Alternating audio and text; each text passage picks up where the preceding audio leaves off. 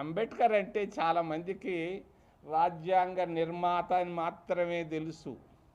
అంబేద్కరు అసలు సిసలైనటువంటి నిజాయితీ పరుడు.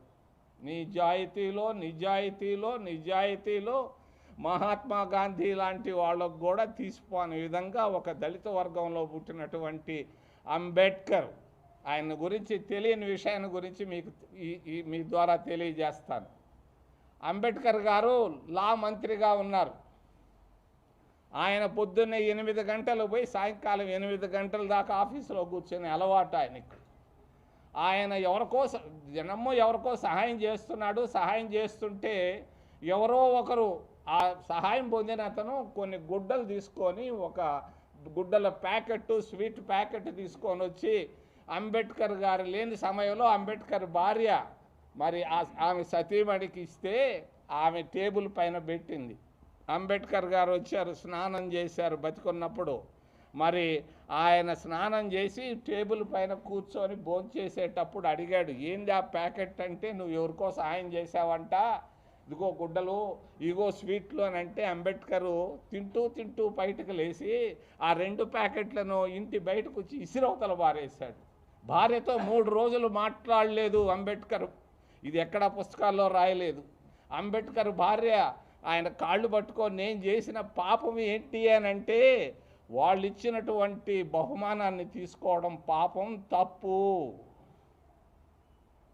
మరి జీవితంలో నువ్వు ఇక ఎట్టి పరిస్థితుల్లో చేయకూడదు అని చెప్తే ఆమె కాళ్ళు పట్టుకొని, నా జీవితంలో ఇటువంటి దాన్ని నేను స్వీకరించను అని చెప్పినటువంటి మహానుభావుడు అంబేద్కర్.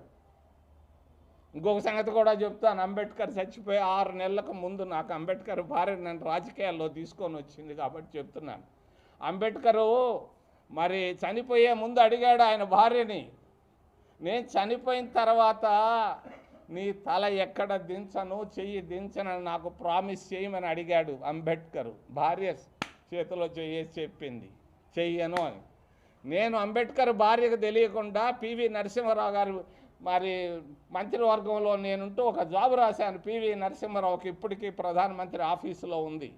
అంబేద్కర్ భార్య, ఆమెకి ఇల్లు లేదు, సొంత ఇల్లు లేదు, ఆమెకి కారు లేదు, బొంబాయి సిటీ బస్సుల్లో తిరుగుతూ ఉంది కారు లేక, ఆమెకి డబ్బు లేక ఇబ్బందులు పడుతూ ఉంది.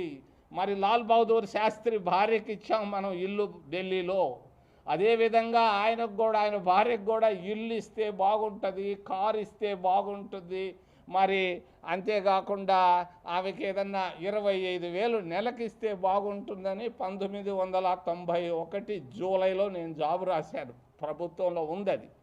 మరి నన్ను పిలిచాడు పివి నరసింహారావు, అడిగాడు, ఏందయా ఈ సంగతి అంటే, అవును సార్, నీకెట్ట తెలుసు? ఆయన వల్లే కదా నేను రాజకీయాల్లోకి వచ్చింది.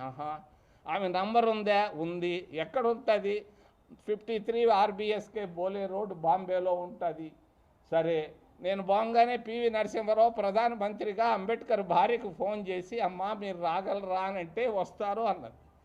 ప్రధానమంత్రి కారు పంపించాడు ఢిల్లీ ఎయిర్పోర్ట్కి. ఎయిర్పోర్ట్ నుంచి ఆమె నేరుగా అక్కడికి వస్తే, మరి మీకు ఇల్లు లేదా? గమ్ముగా ఉంది, ఆమె ఏం చెప్పలేదు. కారు లేదా? అంబేద్కర్ భార్య ఏమీ చెప్పలేదు. మరి మీరు ఎలా చేస్తున్నారు అంటే ఏమి జవాబు చెప్పుకుంటే, మీరు ఎందుకు అడుగుతున్నారు నన్ను అడిగింది అంబేద్కర్ భార్య ప్రధానమంత్రి పివి నరసింహారావు గారిని. అమ్మ నాకు ఒక జాబ్ వచ్చింది. ఏమి జాబు? ఇదిగో జాబు. అది చదివిన తర్వాత వెంటనే లేచింది అంబేద్కర్ భార్య. థ్యాంక్ యూ సార్ అని లేచి టక్ టక్ టక్ టక్ టక్ అని నడిచి వస్తుంటే పివి నరసింహారావు వెనకాల పడి, అమ్మమ్మమ్మ ఆడికెళ్తావు తల్లి, రా రా రా ఒక్క కాఫీ అన్నా తాగిపో అంటే, తిరిగి వచ్చి కాఫీ తాగి వెంటనే నా దగ్గరకు వచ్చింది. నేను శాస్త్రీ భవన్లో మంత్రి ఆ కుర్చీలో కూర్చొని ఉంటే నెట్టుకొని వచ్చింది. నన్ను ఏమి తిట్టిందో నేను చెప్పలేదు, చెప్పకూడదు కూడా. మరి నాకు చెప్పింది, నాకు తెలియకుండా ఎందుకు రాసావు అన్నది. తప్పే ఉందమ్మా అని అన్నాను. తప్పా? నేను అంబేద్కర్ భార్యగా నేను అంబేద్కర్కి ప్రామిస్ చేశాను, నా జీవితంలో ఎక్కడ తలదించను, చేయి దించనని. నువ్వు చేసింది అది పాపం అని అంటే, మరి నేను ఏం చెప్పుకున్నా కూడా వినలేదు, వెంటనే బాంబేకి వెళ్ళిపోయింది.